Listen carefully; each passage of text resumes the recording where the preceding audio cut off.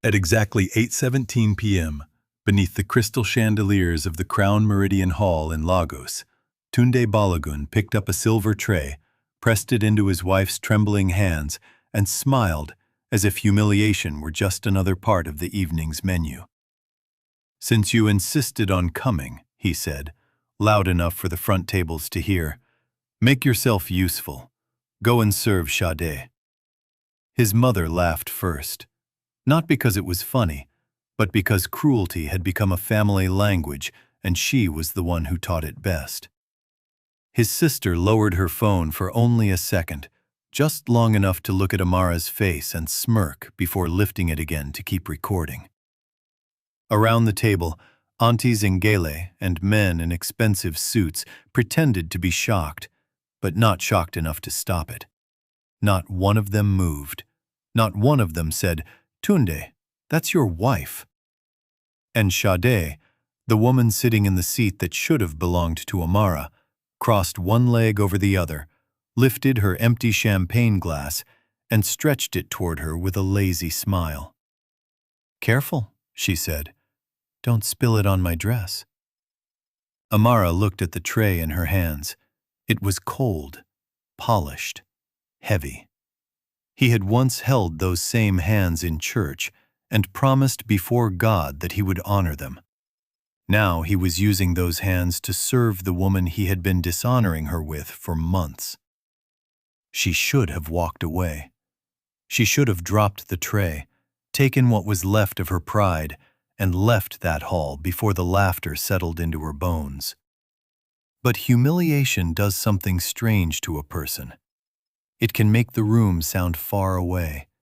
It can make your body move as if your heart has stepped outside of it. So Amara walked. One step, then another, past the centerpieces she had helped choose, past the floral arrangement she had suggested, past the family members she had cooked for, cleaned for, prayed for. She stopped before Sade's table and tipped the bottle carefully. The champagne slid into the glass in one smooth golden line. That was when a voice rose from the entrance of the hall. Not loud, not panicked, just powerful enough to cut through every conversation in the room like a blade through silk. "Why," the woman said, "is my daughter carrying drinks in her own hall?" The bottle froze in Amara's hand. The music stopped. 40 heads turned. And for the first time that night, Tunde Balogun looked afraid. Because the woman standing at the door was not just another guest. She was Chief Ifoma Okafor, owner of the Crown Meridian Hall, owner of 7 luxury event centers across Nigeria, one of the most respected names in hospitality in West Africa. And the woman he had never met was Amara's mother.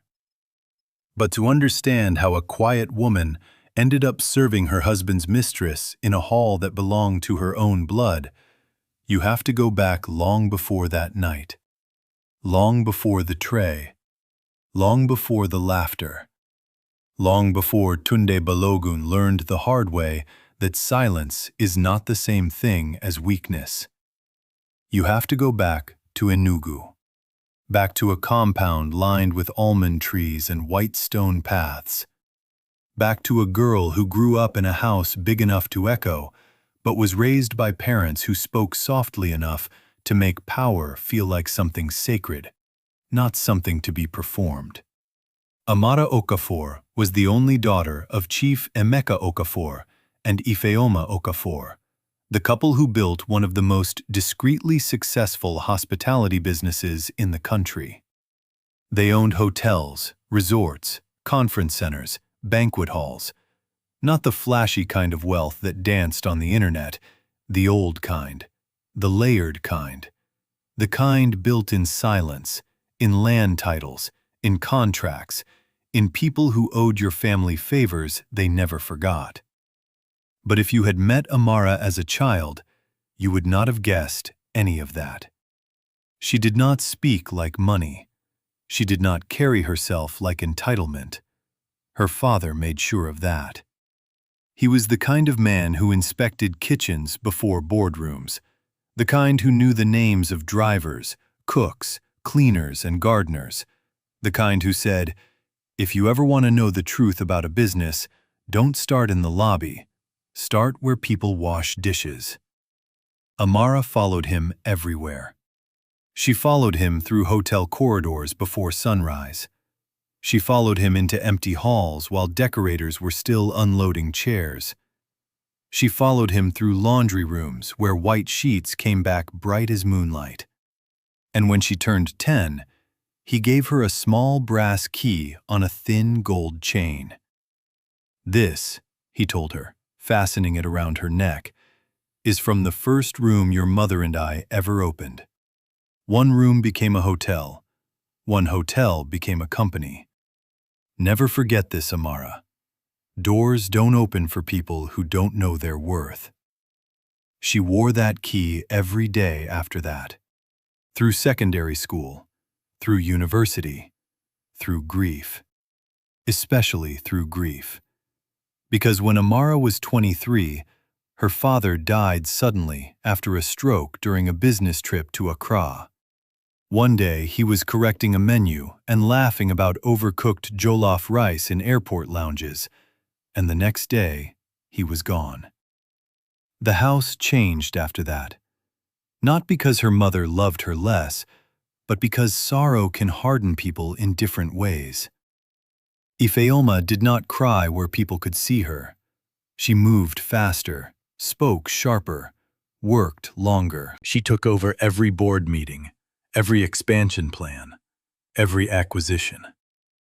She was not cruel, but she became difficult to reach.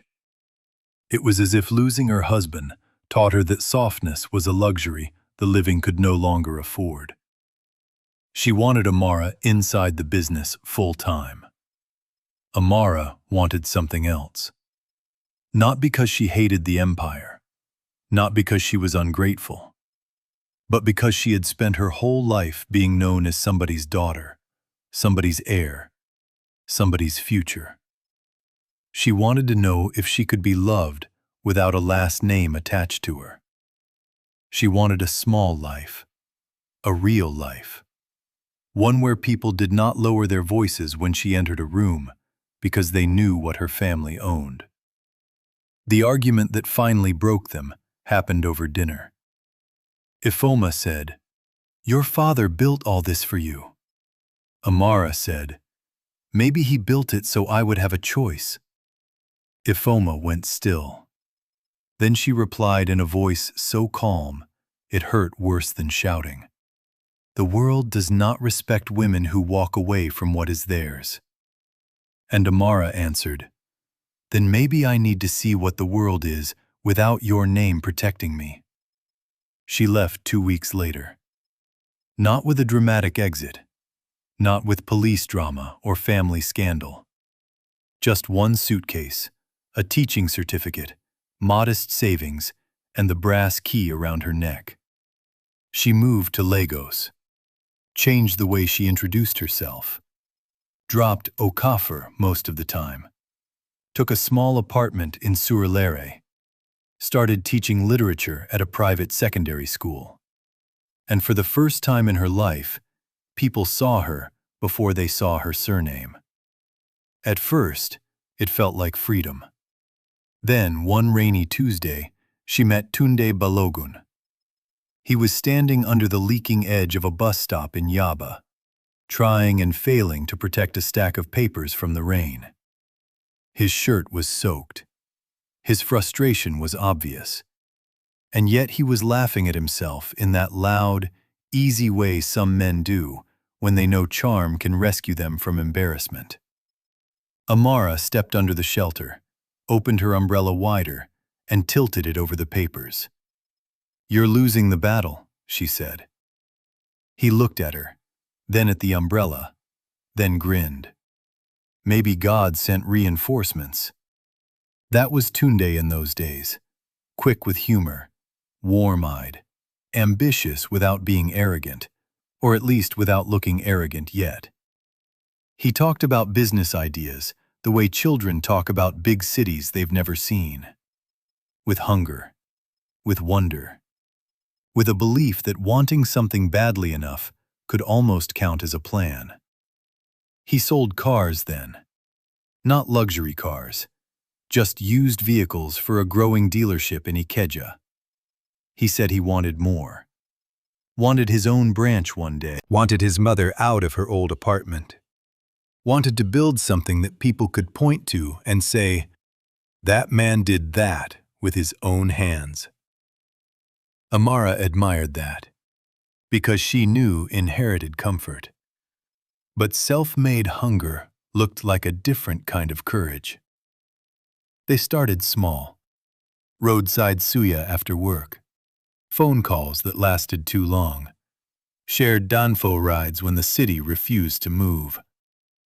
He loved that she was calm. Loved that she listened. Loved that she never tried to impress him with money because she never let him know she had any. He mistook her privacy for simplicity. He thought her softness meant she came from nothing dramatic. He saw a woman in affordable dresses, sensible shoes, and a tiny apartment with 2 potted plants by the window. He thought that was the whole story. And Amara let him think it. When he proposed, it was not in a resort or on a yacht or with drones and fireworks. It was on the roof of her apartment building, with takeaway rice, 1 candle, and a ring he could barely afford. He said, "I don't have much now, but if you walk with me, one day I'll give you a life people will envy." Amara smiled and said yes, not because she wanted a life people would envy, but because she wanted to believe love could be built quietly. They married in a small church, no society pages, no business names, no headlines. Ifoma did not attend. She sent a gift instead. A handwritten note and a bank envelope Amara never opened. The note contained only 1 line. "If you ever need a door, come home." Amara tucked it away and never told Tunde about it. The first years of marriage were modest, but not unhappy. They rented a 2-bedroom flat. The refrigerator hummed too loudly. The taps coughed before giving water. The generator always seemed to fail at the worst possible time. But Tunde came home smiling back then. He still kissed her forehead in kitchens, still thanked her for meals, still called her his peace. When their daughter, Zara, was born, he cried harder than she did. He carried that baby like she was made of prayer. And for a while, Amara believed she had made the right choice. That maybe ordinary love, with all its small inconveniences, was the truest luxury she had ever known. But small cracks do not announce themselves like earthquakes. They begin as tiny sounds, a change in tone, a delayed answer, a look that lingers somewhere else for half a second too long. Tunde got promoted in his 5th year at the dealership, then promoted again. The salary improved.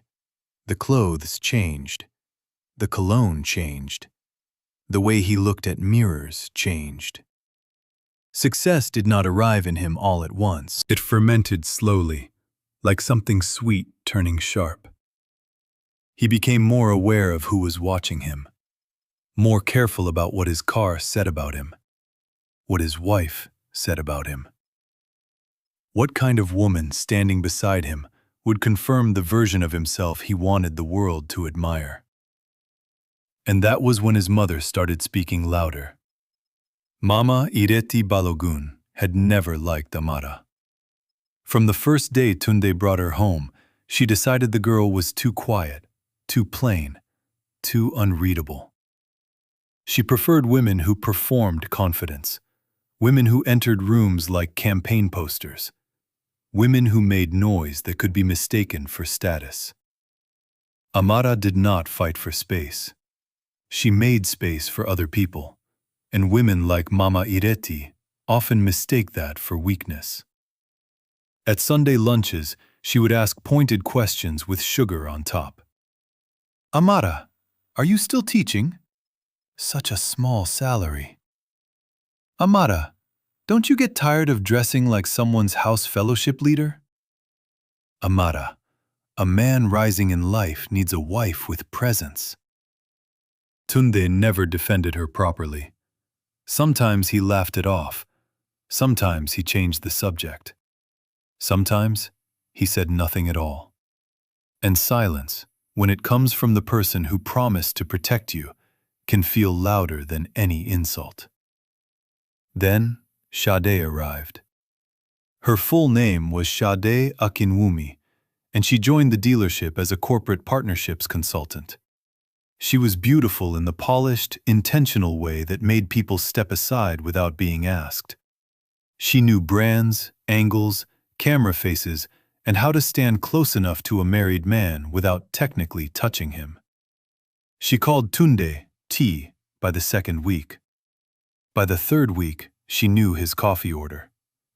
By the fourth week, she was sending midnight texts about meetings that had ended hours earlier.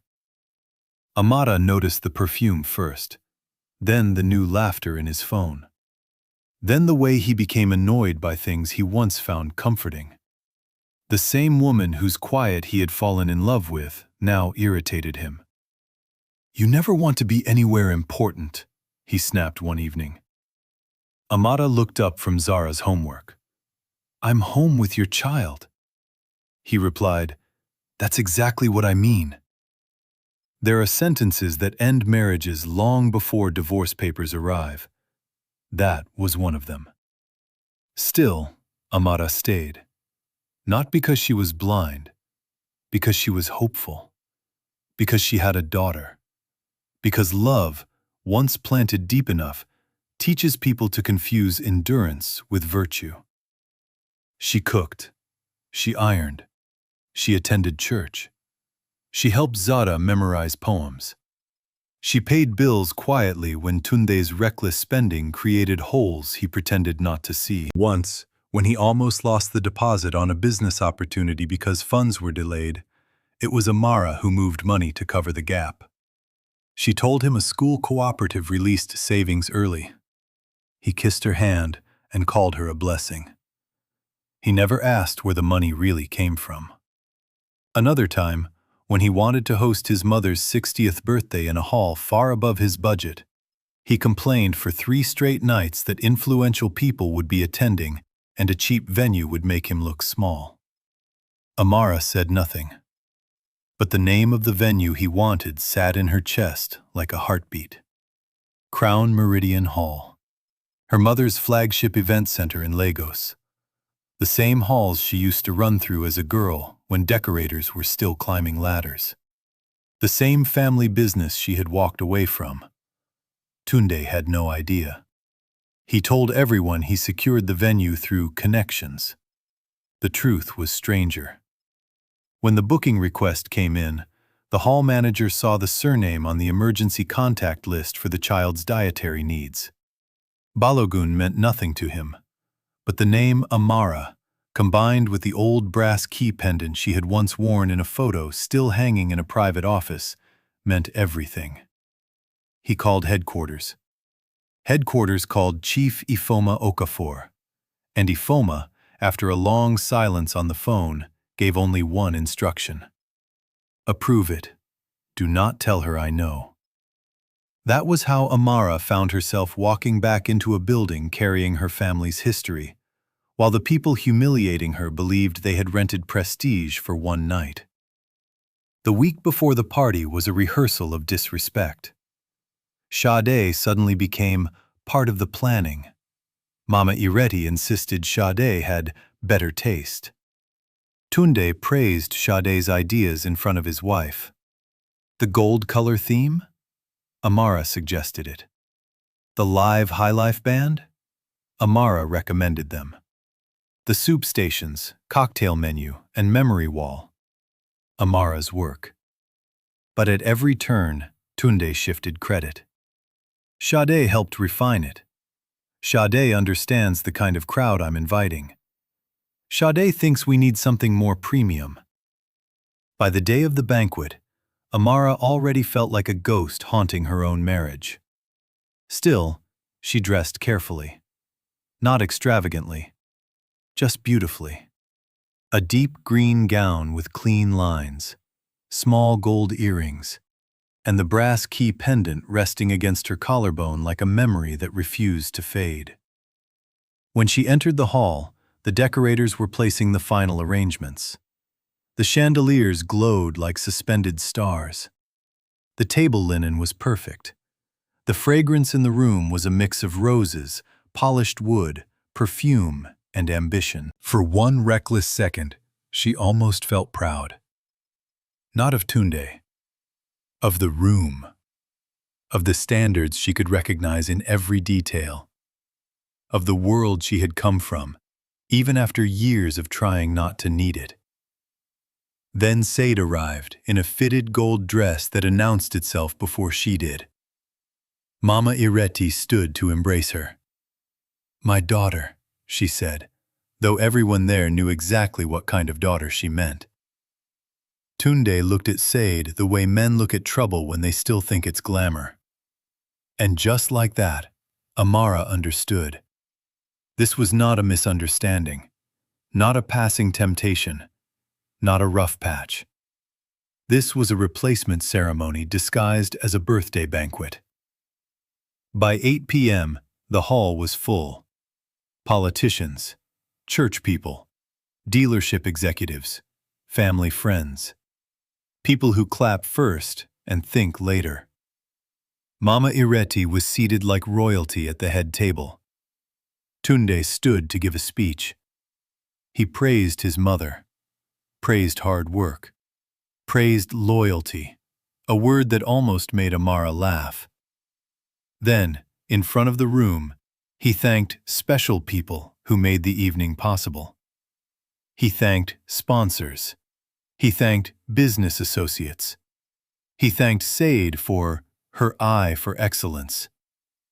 He did not mention his wife. Not once.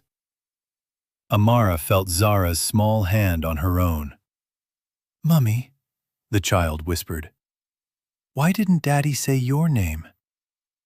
Children ask questions like arrows. Straight, clean, painful. Amara bent down and kissed her daughter's forehead. "Eat your rice, baby," she said softly. But Tunde was not done humiliating her. He called one of the servers over, whispered something, took the tray from his hand, and walked straight to Amara. The hall grew curious. Because people can smell humiliation before it happens. It changes the air. Tunde smiled for the audience. He loved smiling when he was about to do something cruel. It helped him pretend he was joking. He placed the tray in her hands and said, "Since you don't know how to support my image, support the event. Go and serve the VIP table." A few nervous chuckles rose. Amara stared at him. "Tunde." He lowered his voice just enough to make the threat intimate. "Don't embarrass me." Then, louder. "Start with Sade." The room laughed properly that time. Mama Ireti clapped once against the table like she had just witnessed discipline. Uche lifted her phone and whispered, "This one will trend." Sade extended her glass. And Amara, carrying years of swallowed words inside her chest, walked forward under the weight of a tray that should never have been in her hands. Then came the voice from the door. "Why is my daughter carrying drinks in her own hall?" People often imagine powerful entrances as noisy things.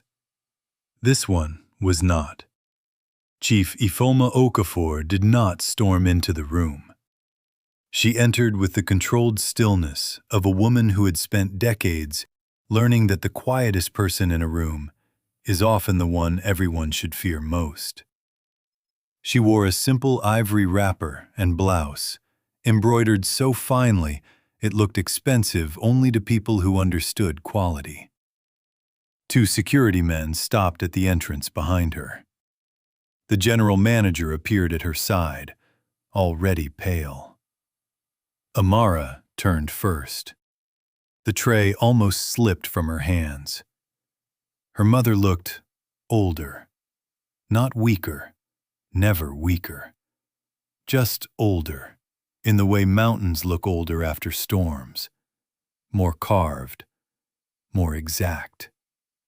For a second, neither woman moved.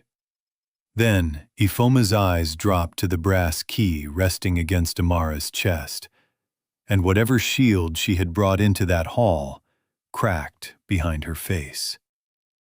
She took one step forward, then another. "Tunde Balogun," she said, tasting his full name like evidence. "Did you just hand my daughter a tray in a building my family owns?" The silence that followed was different from the earlier one. Earlier, silence had protected cruelty. Now, it exposed it.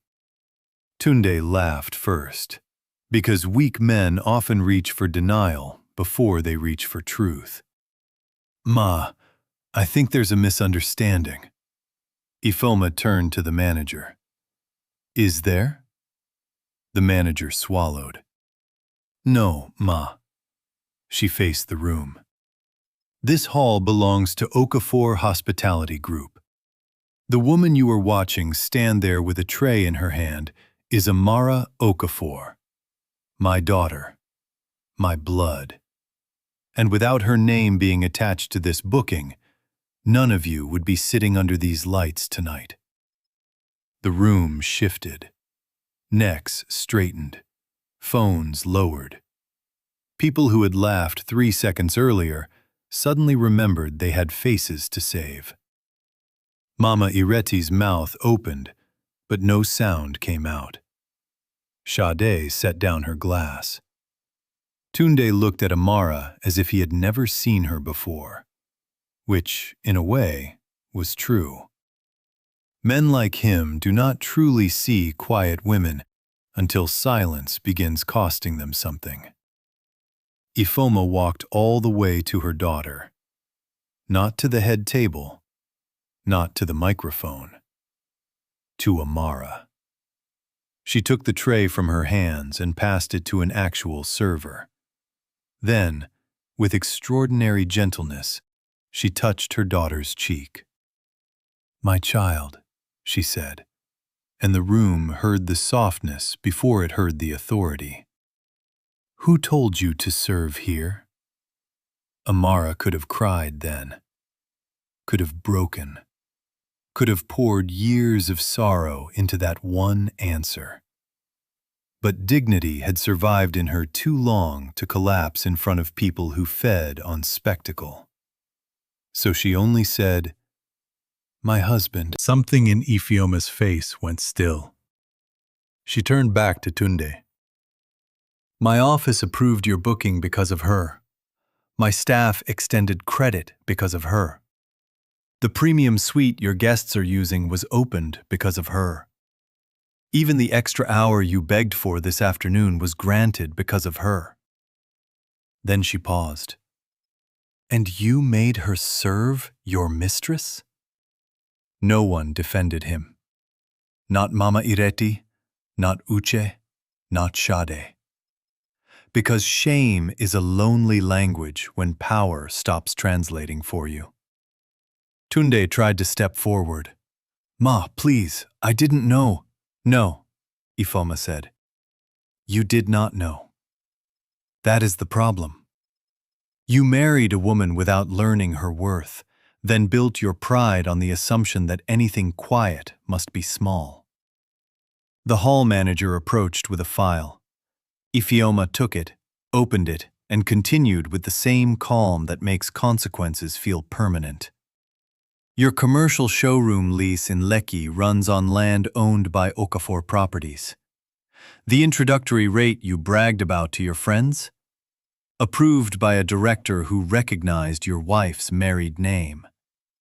The emergency extension on your credit facility last year. Cleared because funds were quietly backed by money traced to an account your wife covered when your cash flow failed. Tunde's face changed then, because revelation is painful. But revelation with paperwork is deadly. He turned to Amara fully. "You did that?" She looked at him, and for the first time in a long time, she did not look hurt. She looked tired. "Yes," she said.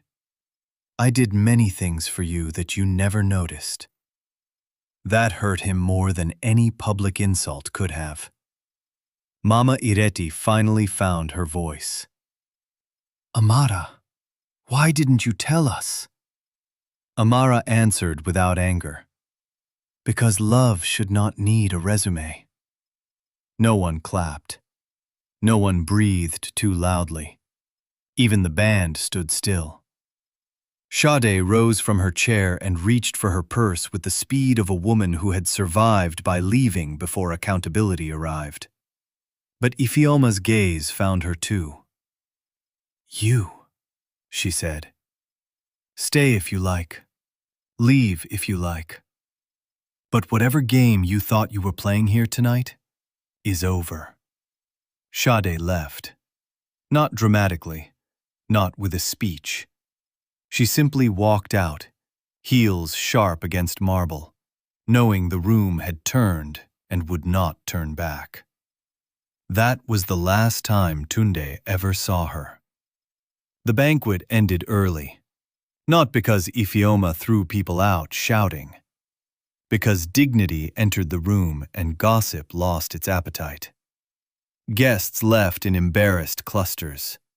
People who had laughed now wanted to whisper apologies. Aunties who did nothing suddenly wanted to hold Amara's hand. Men who admired Tunde's command stared hard at the floor. Mama Ireti sat small for the first time in her adult life. And Zara, who had watched the whole thing with the solemn understanding children sometimes have, walked quietly to her mother, slipped her hand into Amara's fingers, and asked, "Mummy, are we going home?"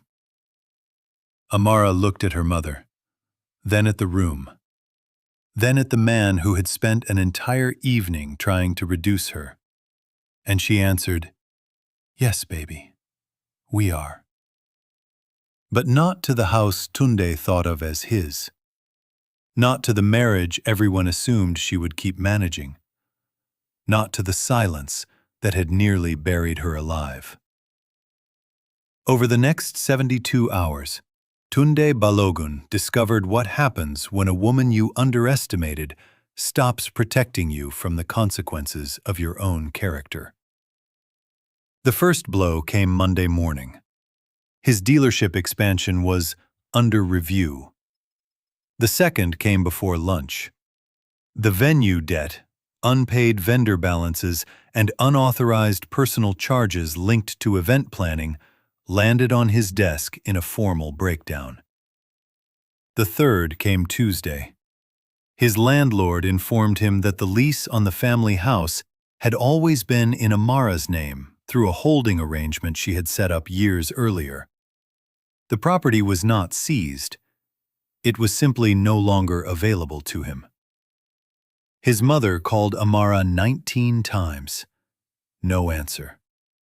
Uche sent paragraphs beginning with, "You know family is family." No answer. Tunde sent voice notes that changed tone every 6 hours. First anger, then confusion, then apology, then desperation. Amara listened to none of them. For the first week after leaving, she stayed in a quiet guest suite above one of her mother's older boutique hotels in Ikoyi. The room overlooked water. In the mornings, Zara stood by the window and counted boats. At night, the city lights trembled across the lagoon like broken glass trying to become stars again. Ifeoma did not force conversation. She had learned too late that pressure can sound like love when you are giving it, and feel like exile when you are receiving it. Instead, she sent tea, sent food, sent Zara coloring books, and one evening she knocked gently and asked, "May I come in?" Amara nodded. Her mother entered carrying a small velvet box. For a second, the years between them felt visible. So much pride, so much misunderstanding, so much love with nowhere safe to land. Ifoma placed the box on the table and opened it. Inside was the note she had sent years earlier. "If you ever need a door, come home." "I should have said more," she whispered. Amara's eyes filled, not because the sentence fixed everything, but because grief often begins healing at the exact point where someone finally says the truth plainly. "I should have listened better too," Amara said. Ifeoma sat beside her, not as a mogul, not as an owner, just as a mother. And for the first time in years, Amara leaned into her without feeling like she had failed. Across town, failure was finally finding Tunde. Sade had blocked him. His mother's friends had stopped answering.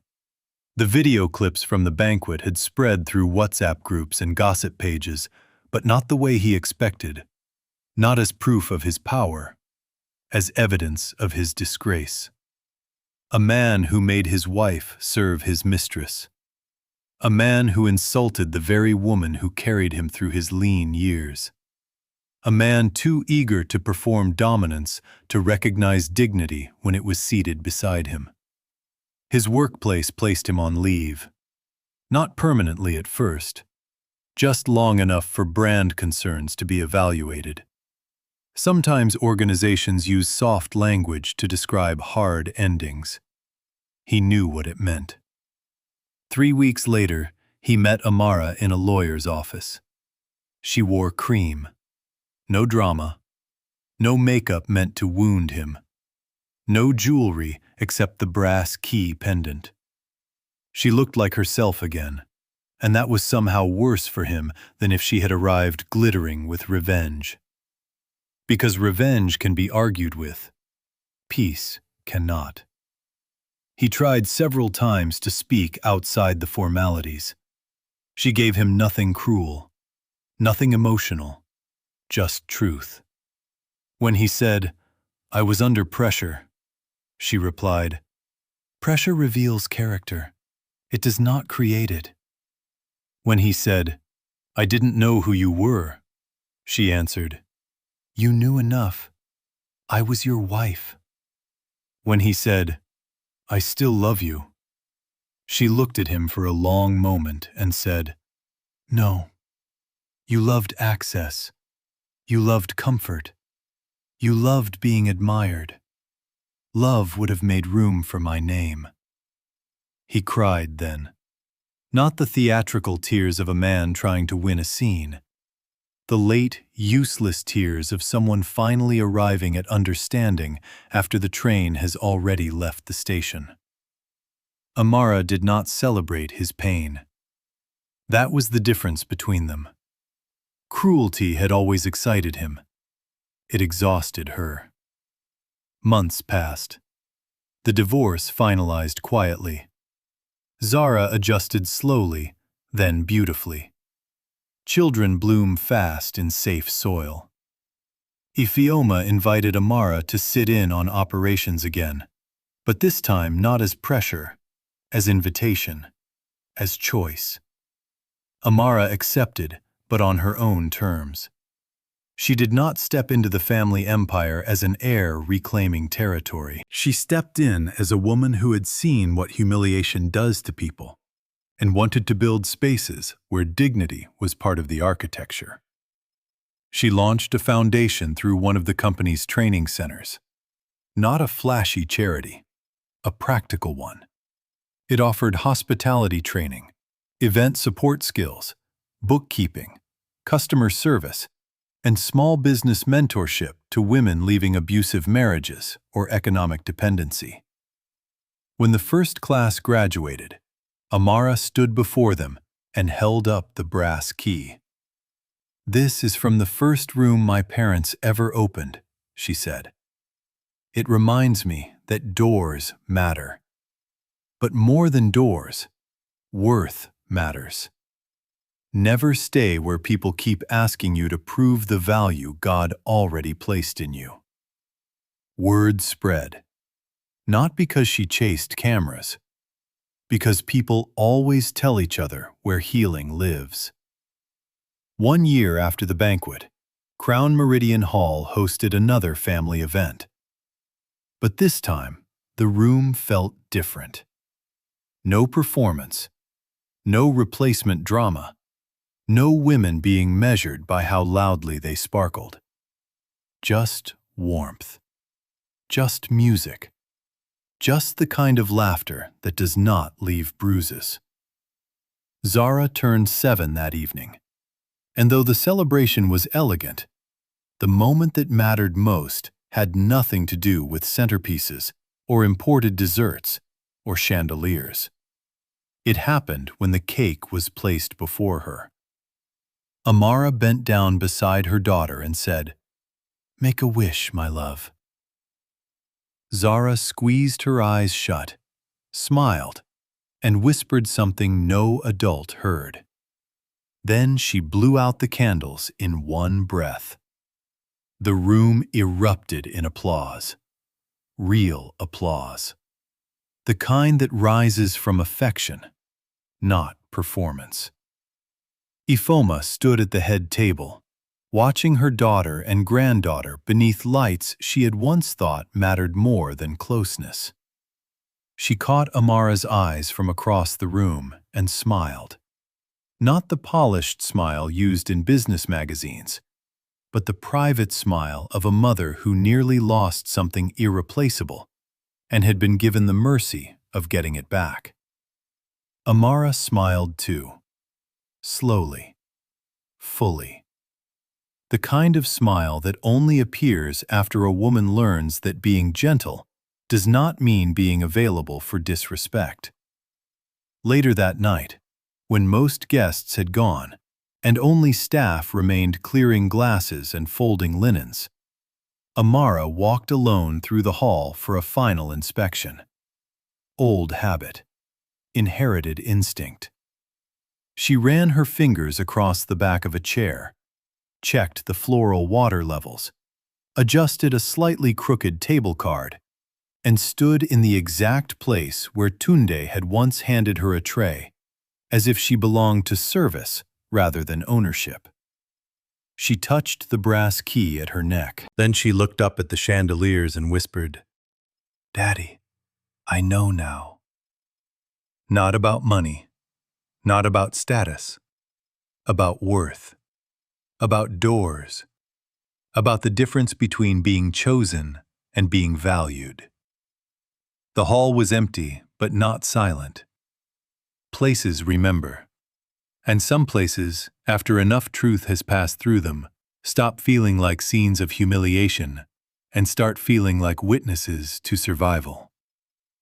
If this story teaches anything, let it be this.